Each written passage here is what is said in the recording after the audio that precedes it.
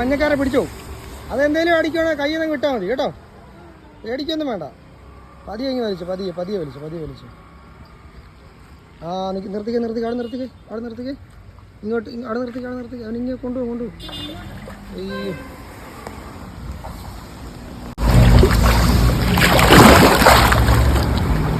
അത് ചാടിക്കാണോ കയ്യിൽ നിന്ന് വിട്ടേക്കണം കേട്ടോ. നല്ല ആരോഗ്യമായിരുന്നു.